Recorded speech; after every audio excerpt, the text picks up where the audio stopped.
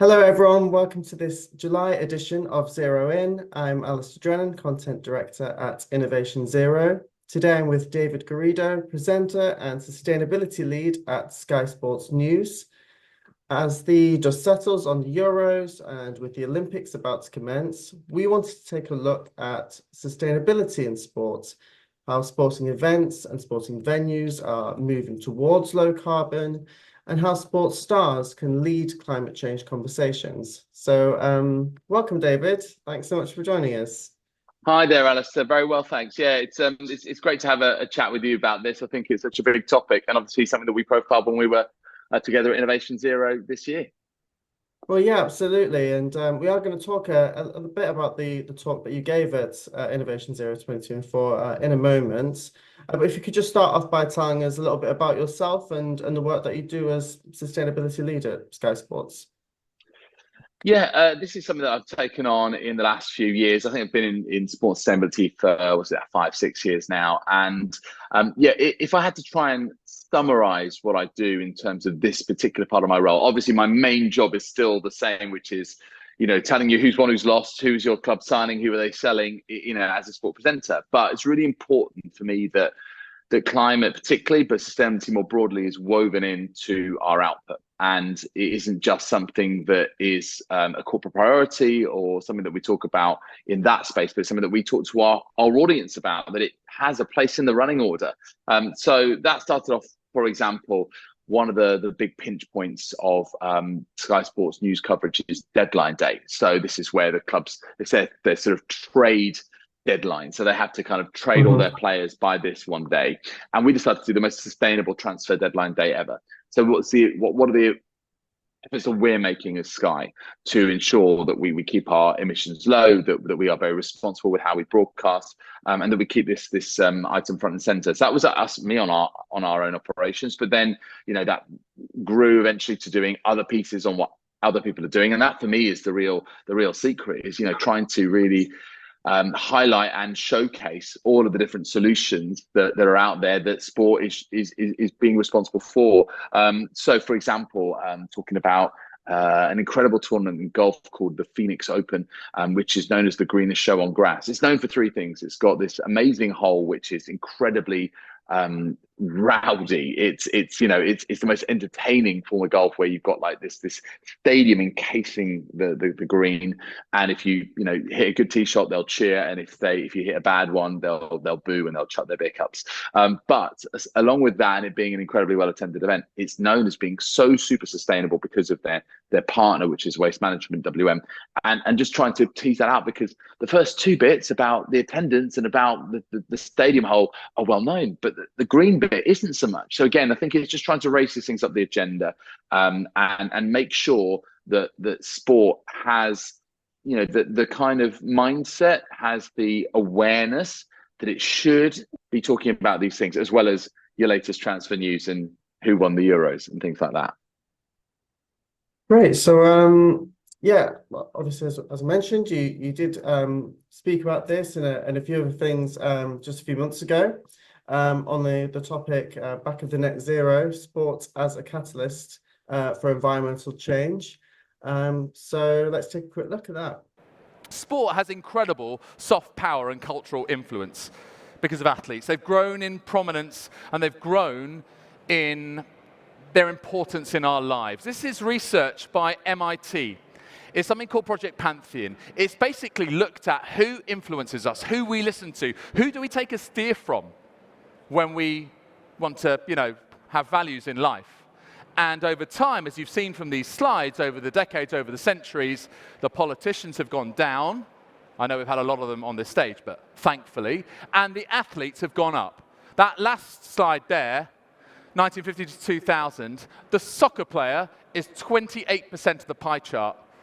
But that, if you update it to 2020, 28 becomes 33%, and sport and athletes as a whole occupy half of the pie chart. Cristiano Ronaldo is the most followed man on Instagram on this planet. He has comfortably north of 600 million followers. What if Cristiano stood for climate? And we have that slide from MIT on our screens now. We're also going to link the full talk in the description. So could you Cool. perhaps dive in a little more into your talk and what do you want people to learn from it? Sure. Yeah. Listen, I think that the talk was partly my sort of journey in this space to try and illustrate that, some of the points that were made, and that included the work I've done at Sky with, Football Soft's Opponent, the documentary I did, and Playing for the Planet, the episodic series. And the MIT bit is a crucial point in the talk where we understand why sport has a relevance. You might not understand that just from the get-go, or you might not really be involved in this world, but the thing about sport is that it is this huge profile, reach, and influence in the world, and that's proven by its athletes. And the MIT research was there to show who influences us. And when we look at, those people over time, originally it was philosophers and artists and writers and scientists. And then over time, it became merchants and politicians even more as we headed into the Industrial Revolution. But in the last 70, 75 years, half of that pie chart is athletes, half of it. It's astonishing. Unfortunately, scientists are very, very short, sort of a very small number there. And I think it's part of our job to help our athletes support the work of the scientists, because they're the ones with the biggest voice that they can be used. And, talking about players like Cristiano Ronaldo, well, we know actually that Lionel Messi is involved in an environmental project called Join the Planet, which takes waste and it sort of upcycles and recycles a lot of materials, and they try and make this boot, which was the exact replica of Lionel Messi's famous, brilliant, cultured, left boot. And so Join the Planet, is one of the things that he's doing. And so we're getting now athletes starting to come out and talk about this sort of thing. And that in itself is really interesting. And the whole point of the talk then, it just sort of shows then, the potential power of the athlete, because it's not just the reach, but it's also the nature of the relationship with the fan. And a fan who supports a team or an athlete admires, is inspired by them, will do anything for them, wants to be closer to them, and that involves their values. And if an athlete's got this as something they really want to talk to the audience about, that's really significant. And then I sort of go on to explain the challenges of that, because athletes obviously are held in such high regard, but the scrutiny is so fierce as well. So things like their own knowledge, that's something they're worried about. That's often why they don't talk about this earlier. It's because they don't feel they've got the knowledge, or the hypocrisy argument. So, you're a big tennis player, you play in all the Grand Slams around the world, in Australia, in New York, in Europe, etc. But therefore your carbon footprint through travel is huge. How do you have the right to talk about this? You can hear them sort of heckling. But instead, it's trying to show how an athlete can get around that. And then showing it's not just all about the athletes, but there are teams and sports that do good work as well. I think I highlighted, tennis actually won with ATP. They've got this carbon tracker for their own athletes. It's a sort of player-facing app where they can really engage with their own travel, which is obviously one of the biggest emitters anyway. Sail GP have something called an Impact League, which is basically the same athletes that sail for the women of the water actually compete in terms of sustainability as well. It's got its own podium, it's got its own trophy. And then McLaren Racing, you have lots of different focuses. But one I really like, because actually my discourse is now heading a lot towards nature and biodiversity as well as climate. Mm-hmm. And they have an alliance and a partnership with the Great Barrier Reef Foundation, helping them restore and preserve the reef over in the Whitsunday Islands over in Australia. So that was the sort of idea of the talk. And the main thing to say is that, yes, sport has this opportunity. It's got this power. It's got this potential, but it's only a potential. And it needs to be harnessed. And it needs to join up with other sectors. And it needs to use that in the right way. It's not like sport just turns up and goes, hey, look, I'm here. All your problems are solved. Mm-hmm. It needs to kind of collaborate with other sectors, and it needs to use that power in the most effective way.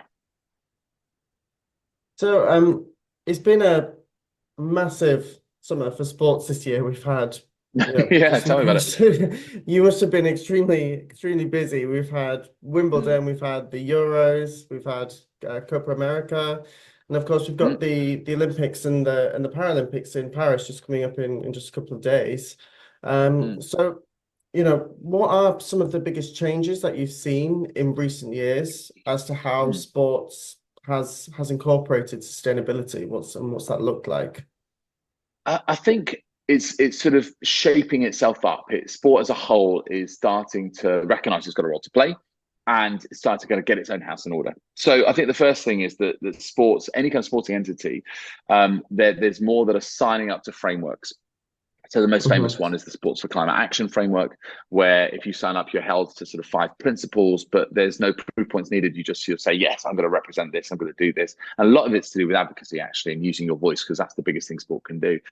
And then there's a higher track of that, which is actual kind of reporting and targets and, you know, things that are much more specific. And so sports are starting to do that. And that framework has got, you know, well over 300, almost 400 signatories. I think also anecdotal things, like you see more people appointed into posts at sporting organizations, say football clubs. They've got sustainability managers now. They might not have that as their specific title. Some of them do. But there's someone who leads on that. And again, that's the sort of organizational side. And also, again, the use of athletes. And I think that clubs particularly are getting a little bit bolder in how they talk about this topic, and sometimes actually a little bit more creative. Liverpool did something with their first teamers around World Earth Month, and it was quite funny, and actually it was a nice way of doing it, rather than kind of trying to have all the knowledge, trying to be worthy. Actually, let's have a bit of fun with this, let's engage our audience. And actually I remember something at Queen's, one of the tournaments ahead of Wimbledon, that the LTA did with Jamie Murray, a comedian, and a Brita, which is their water bottle sponsor. So that again, it was quite innovative. The fact they used a comedian, they decided to use a big name player or someone that's very recognizable in Jamie Murray. So I think that, you know, those sorts of things are starting to develop now, and hopefully that will continue in the right direction. Yeah, in fact, we was at the Oval just a few, I think it was just last week actually. It was actually our offices are actually quite near there, and I saw they did a big thing on their screens in between the innings, is it? As I'm not a big sports man myself. That's right. I'm getting the lingo right, and they did a whole you know, sustainability statement talking about all the things that they're doing sustainability, and I was like, wow, I thought that's really interesting to see how more and more clubs and more sports are starting to shout about this. And I was thinking, you know, I wonder if this would have been the case a few years ago, and I imagine, you know, perhaps not. Not really, Alistair. I think it's, you know, the Oval is a great example, by the way, and Surrey County Cricket Club do a lot. I've worked with them a little bit, and I've been to the Oval many times, and in fact took one of my projects, a climate action takeover day on Sky Sports News via the Oval, to hear about all the things that they do, and it's so many different levels. But the thing is, you know, Surrey admittedly are one of those sort of better funded counties. They have, you know, more resource that they can do with all of this. So I think that, you know, it's been coming with them, and they are strong. But I'd like to think that this is, you know how it is, sustainability has no finish line, right? So what we see today at Surrey at the Oval, that could be greatly developed in 5 years' time, and other counties and other sports, you know, entities can get on the journey and get to where they are in 5 years' time. So it's always a continually dynamic situation. So let's take a look specifically at Paris 2024, which, like I said, you know, so that's the opening ceremony. Is it tomorrow? Is it at time of recording, or, you know, very it's coming up. Yeah. So I was doing some reading into that, and I noticed that, you know, they set out this really ambitious legacy and sustainability framework back when they did during the bidding phase in 2017. What I thought was really interesting, or kind of my sort of reflections upon that, was that they've clearly found it important that in order to get to sort of win the Olympics, as it were, to get there, to secure their bid, you know, they've found it important that they're including sustainability to sort of win, not to kind of win over the Olympic Committee, if you will. You know, that's they've found that to be an important value, and that the Olympic Committee in turn have said, yeah, that's something that we in turn value, and that's something that, you know, we are going to, you know, consider as part of, you know, why we've chosen you as the host city, which I thought, you know, that's really interesting. And you know, that goes back to, you know, 2017, which another sort of made me realize, you know, how long these processes are actually. For sure. Was this and I was wondering, is that did that mark a particular, shift in this? Was this a particular milestone, or does this mark a sort of a trend that we've seen in recent Olympics? I don't know myself, Yeah, I just it's thought it it's was it's, it's a interesting. I was wondering what your yeah, it reflections were. is. No, no, you're right. I mean, listen, Paris have wanted the Olympics some time, and I worked on their bid. God, I want to say 2004, 2008, something like that. And I remember reporting on it at the time. They kept missing out, to Athens, to Beijing, Mm, to London, etc. But I think that the inclusion of sustainability is pivotal, and that that framework and the document referred to, it's a good old 130-page document, something like that. So it's bedtime reading, right? You need to spend some time mhm. on it. But sustainability, and environmental sustainability is a good chunk of it. And I think, it does show that if you want to deliver a big mega sporting event, as they call it, then this now is one of the sort of non-negotiables. You have to have Yeah, this represented in your bid document, and that's just smart play, right? I think that if you don't, forget it. This needs to be addressed, and it's all sorts of things, really. I think aligning with the Paris Agreement itself, which is quite nice because in 2015, obviously, that COP and COP, that COP 21 with trying to get down to 1.5 degrees of global warming. I think that the fact that was actually in Paris is a little symbolic, but I think it's like they well, look, we align with that as a sporting event. We feel like mm, we can do the same. We're going to halve our emissions, and the rest we're going to find credible offsets for. And this idea of a sort of an eco-responsible games that harnesses sustainable solutions. I like that sort of mantra. And they had 4 areas of focus on it. One was to do with well, as I mentioned, the Paris Agreement. The second one was to do with resilience, trying to boost resilience of the sites that are involved in the games. So that's to do with anticipating and managing the climate risks, things to do with circular economy, things to do with biodiversity, nature and biodiversity. And I think that it's a really nice broad, let's say, sort of suite of commitments and solutions. And for me, it was really detailed. I know Georgina Renan and the team there, and this was one of the things that I think is really attractive about this Olympic Games. All of the different Olympic Games and editions have a different feel to them. You could tell the difference, say, between Beijing in 2008 and London in 2012 and Rio in 2016. They're all very different. And I think that this could be almost like the Eco Games. And Paris, I mm. think they've got a good chance of making it by well, they want to achieve carbon neutrality for a first start. But also in terms of emissions anyway, an edition of the Olympic Games in the past has averaged out as roughly 3.6 million tons of CO2e. Now, Paris is setting their bar at 1.5. So they still want to achieve carbon neutrality, but they just want to emit much, much less anyway. Yeah. And that's down to a lot of different things. So, for example, the infrastructure is pretty much all there, and infrastructure and operations and travel, they're all massive emitters. But if you've already got most of the buildings already built, the transport network we know is well developed. People go around on the metro, or they walk, or they cycle, because Paris is like that. It's a tighter city than London. All of these make a really good statement to say, hey, look, maybe this is the place. If there's going to be an Eco Games, maybe we're the ones who can deliver that. Yeah, I think that it is ambitious, but it's not like it's a moonshot. This is very achievable. So yeah, I think that it does mark a shift, and I hope that in future this will just be one of those things that are just embedded. We've seen this in sports before, by the way, in other ways. So, for example, in German football, sustainability criteria is part of the club's licensing laws. If you want to have a Oh, club, or if wow. you want to launch a new club, or if you want to continue running a club, sustainability has to be represented with a person and with a strategy. So those sorts of things that are mandated, that's a good another good way to go. So this is, again, I think, positive things that sports are doing, and hopefully the Paris Olympics can be one of those big steps. Oh, that's amazing. And yeah, looking to the future, what do you wish to see when it comes to sport? I mean, you've mentioned some of the stuff already, alluded to it. And then I suppose particularly, what do you want to see? What kind of support do you and the people within your community need? Obviously at Innovation Zero, we're all about kind of, bringing together, people from policy, people from the investment community, people from business, and then, Yeah, yeah. consumers that's kind of what we're about. But which of those, I suppose, stakeholders, if you will, Yeah.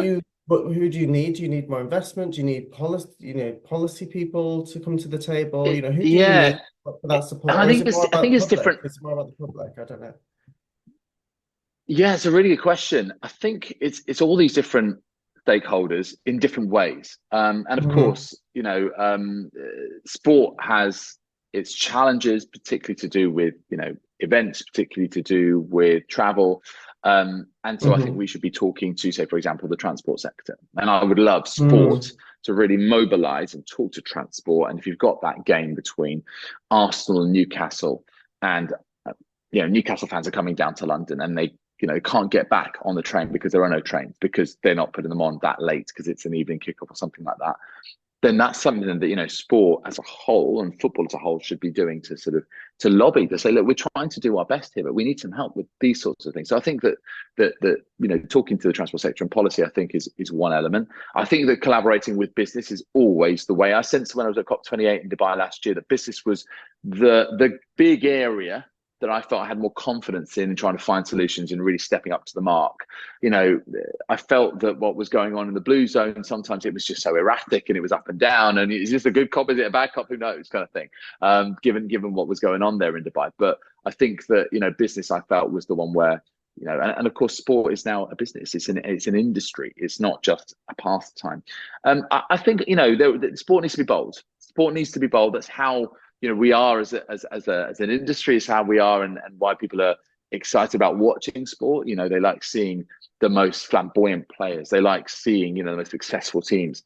And I think that could take a couple of forms. I think, first of all, athletes. I would love to see more athletes come to the plate and talk Yeah. more openly, earnestly about this topic. I mean, that was what I was talking about, in my talk at Innovation Zero. But we need more. We can't just have one person. I think, we need a kind of a real community of them, a real crop that we can guide along. And it's not just, I mean, David Wheeler was on stage with me as well, Yeah, and it's he was saying about fantastic. how he was great, wasn't he? And I think, he's such a resonant voice, and he's such a normal guy as well as being a footballer.